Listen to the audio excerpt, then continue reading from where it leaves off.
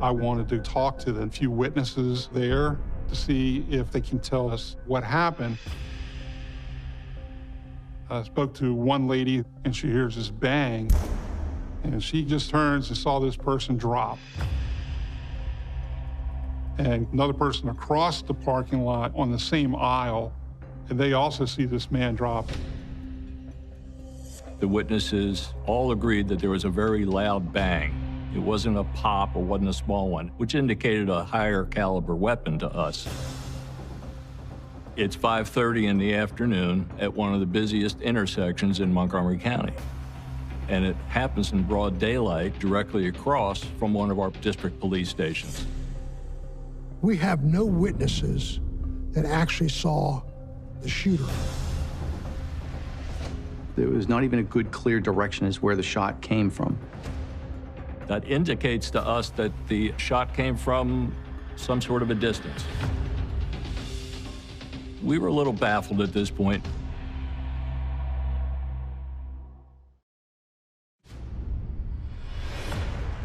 That afternoon, in front of headquarters, it's becoming a zoo. I mean, there are cameras and newspaper people all out front.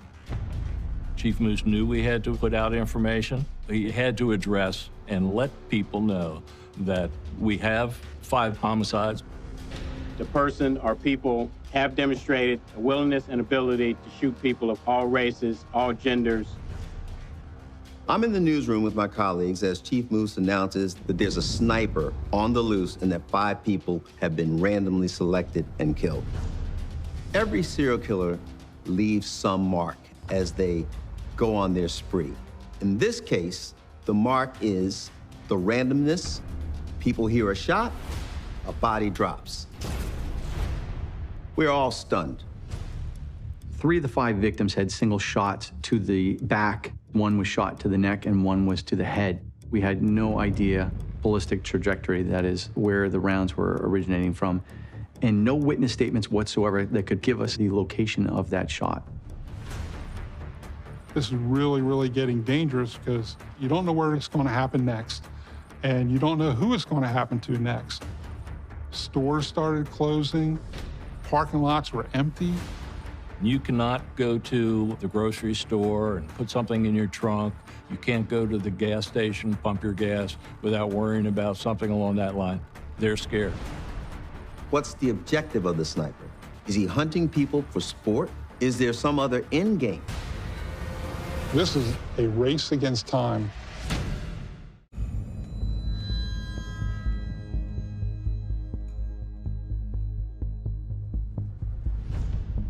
The Shoppers Food Warehouse had cameras that could see that part of the parking lot.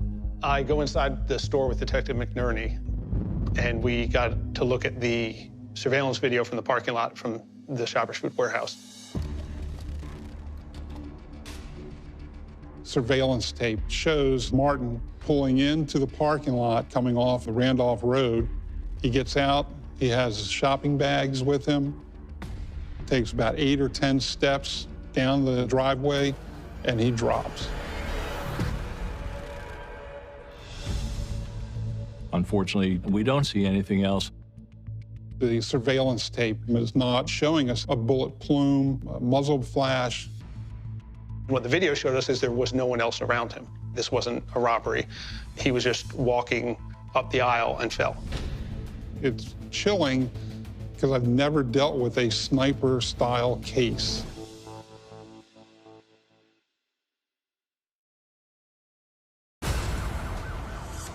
This was a quiet middle-class neighborhood until about 8 o'clock this morning.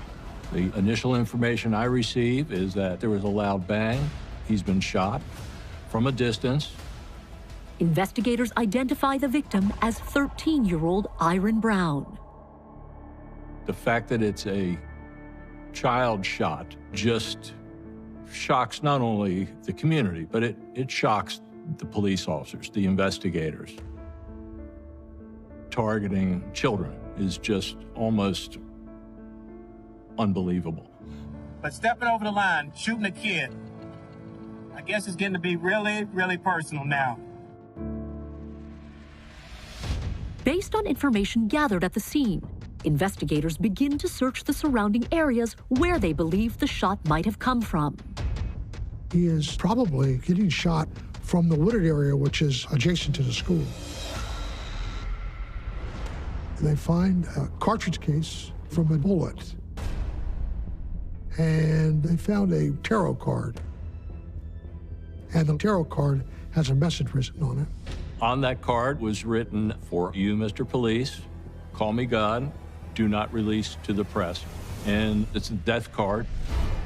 The shooter wants to communicate with the police. This is a very big break in the case.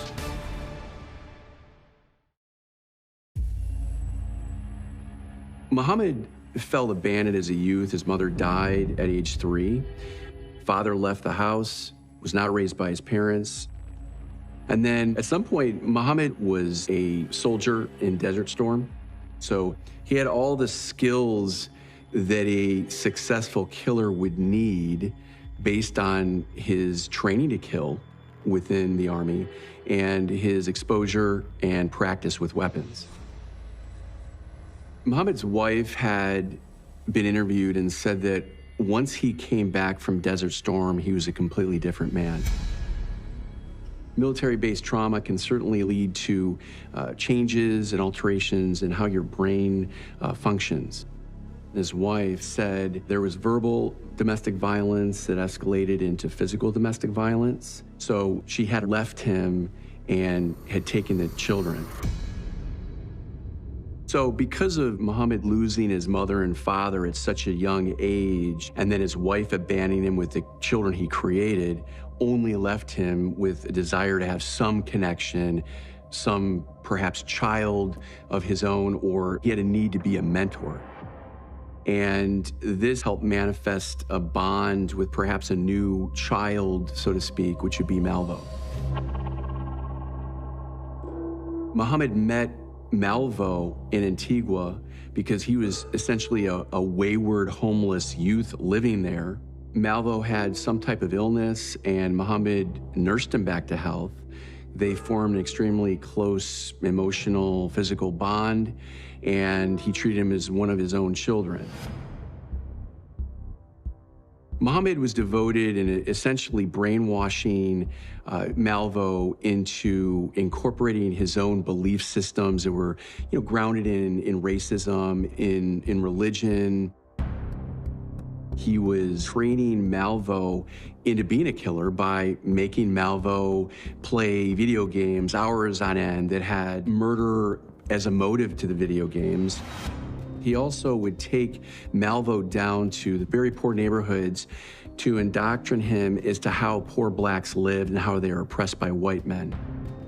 They were spending even 10 hours a day shooting at the range they made in the backyard to build Malvo's expertise, precision in shooting. Muhammad essentially brainwashed Malvo through all of these different trainings and exposure and desensitization to violence. So when Malvo was actually killing people, there was less of an emotional effect on him.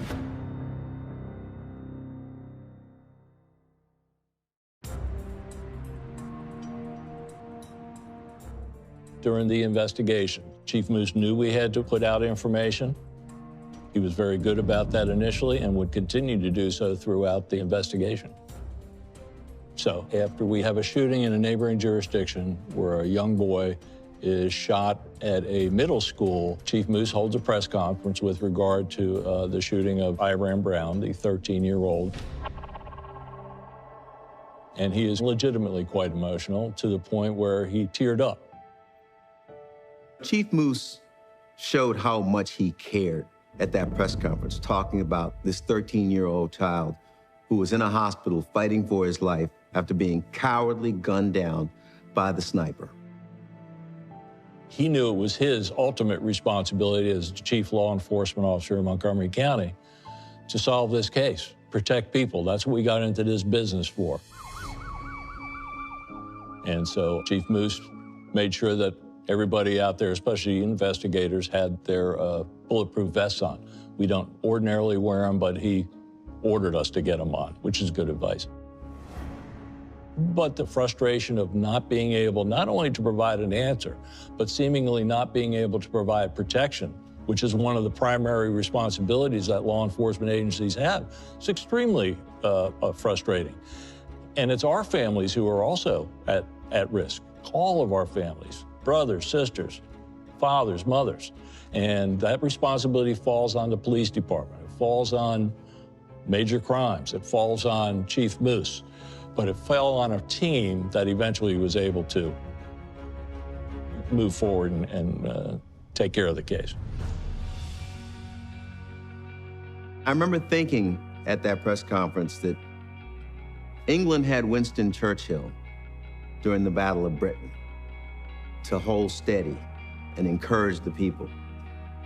And we had Chief Moose in this incredibly difficult time as the chief of police of Montgomery County, who was really steady and really human and was determined to find these killers.